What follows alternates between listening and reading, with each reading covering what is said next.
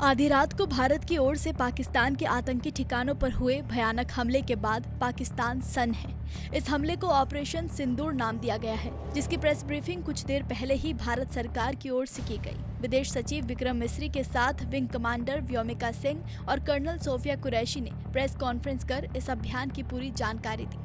10:30 बजे media briefing से पहले एयर स्ट्राइक का 2 मिनट का वीडियो प्ले किया गया। इसमें बताया गया कि मंगलवार रात 1:04 से 1:11 बजे के बीच 7 मिनट में 9 टारगेट तबाह किए गए। हालांकि ऑपरेशन पूरा होने में कुल 25 मिनट का समय लगा। भारतीय सेना ने कहा कि आतंक की कमर तोड़नी जरूरी थी, इसलिए ये हमला किया गया।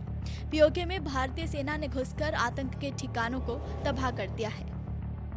तो वहीं आपको प्रेस कॉन्फ्रेंस की कुछ मुख्य बातें बताते हैं। दोनों महिला अफसरों ने कहा कि पीओके में सबसे पहले सवाई नाला मुजफ्फराबाद में लश्कर का ट्रेनिंग सेंटर था। सोनमर्ग, गुलमर्ग और पहलगाम हमले के आतंकियों ने यही ट्रेनिंग ली थी। कोटली गुरपुर कैंप लश्कर का है। पुंछ में 2023 में श्रद्धालुओं पर हुए हमले के आतंकी यहीं ट्रेंड हुए थे। कर्नल सोफिया ने कहा कि पाकिस्तान में 3 दशकों से आतंकवादियों का निर्माण हो रहा है।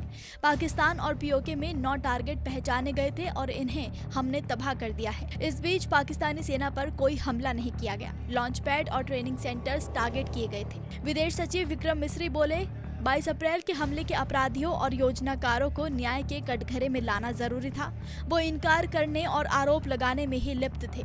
पाकिस्तान स्थित आतंकी ठिकानों के बारे में हमें सूचना मिली कि हम हमले कर सकते हैं और इन्हें रोकना बेहद जरूरी था। हम आतंकवाद के इंफ्रास्ट्रक्चर को खत्म करने और आतंकियों को नाकामयाब बनाने में केंद्रित थे। आतंकवाद के इस निंदनीय कार्य के अपराधियों को जवाबदेह ठहराने की आवश्यकता यूएन ने भी कही थी। पहलगाम हमले का तरीका जम्मू कश्मीर और देश में सांप्रदायिक दंगे फैलाने से प्रेरित था। एक समूह ने खुद को टीआरएफ कहते हुए हमले की जिम्मेदारी ली है। इसे यूएन ने प्रतिबंधित किया है और ये लश्कर से जुड़ा हुआ है। पहलगाम कायरतापूर्ण हमला था। इसमें परिवार के सामने लोगों की हत्या की गई। लोगों से कहा गया कि वो इस हमले का संदेश अपने प्रधानमंत्री तक पहुंचाए। ये हमला जम्मू कश्मीर की अच्छी स्थिति को प्रभावित करने के लिए किया गया था। हमले का मकसद विकास और प्रगति को नुकसान पहुंचाकर पिछड़ा बनाए रखा जाना था। पाकिस्तान स्थित समूहों के लिए कवर के तौर पर टीआरएफ का इस्तेमाल किया गया। लश्कर जैसे संगठन टीआरएफ जैसे संगठन को इस्तेमाल कर रहे हैं। पहलगाम हमले की जांच से पाकिस्तान के साथ आतंकवादियों के संपर्क उजागर हुए हैं। भारतीय सेना ने कहा कि आतंक की कमर तोड़नी अब बेहद जरूरी हो गई थी, इसलिए ये कदम उठाया गया। बता दें कि इंडियन एयरफोर्स ने मंगलवार को आधी रात 1:05 पर पाकिस्तान और पीओके यानी पाक अधिकृत कश्मीर के अंदर एयर स्ट्राइक की। मुजफ्फराबाद, बहावलपुर, मुरीदके समेत कुल 7 शहरों के 9 ठिकानों पर एयर स्ट्राइक की गई। इनमें जैश-ए-मोहम्मद के 4, लश्कर-ए-तैयबा के 3 और हिजबुल मुजाहिदीन के 2 ठिकाने शामिल हैं। तो वहीं भारत पाकिस्तान के बीच मौजूदा हालात को देखते हुए पाकिस्तान एयर स्पेस में एक भी फ्लाइट नहीं उड़ रही है। वहीं भारत ने बढ़ते तनाव को देखते हुए पाकिस्तान बॉर्डर से सटे राज्यों में उड़ानें रद्द कर दी हैं। इनमें जम्मू कश्मीर, हिमाचल प्रदेश, पंजाब, गुजरात और राजस्थान शामिल हैं। भारत के 7 राज्यों के 11 एयरपोर्ट्स पर फ्लाइट्स ऑपरेशन बंद कर दिया गया है। श्रीनगर, जम्मू, लेह, चंडीगढ़, बीकानेर, जोधपुर, राजकोट, धर्मशाला, अमृतसर, भुज और जामनगर में उड़ानें रोकी गई है।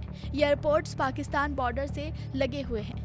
यूपी में भी रेड अलर्ट किया गया है। एयर इंडिया, इंडिगो और स्पाइस जेट ने पैसेंजर्स के लिए एडवाइजरी जारी की है। सरकार महत्वपूर्ण संस्थानों, इमारतों और संवेदनशील इलाकों के लिए कुछ और भी कदम उठा सकती है। कैबिनेट की बैठक में इस पर फैसला लिया जा सकता है। नमस्कार, मैं हूं मानक गुप्ता। अगर आपको हमारा ये वीडियो पसंद आया हो तो इसे लाइक और शेयर जरूर करें और हाँ, हमें सब्सक्राइब और फॉलो करना ना भूलें ताकि आप देश और दुनिया की कोई खबर मिस ना करें। तो जुड़े रहिए हमारे साथ और देखते रहिए News 24।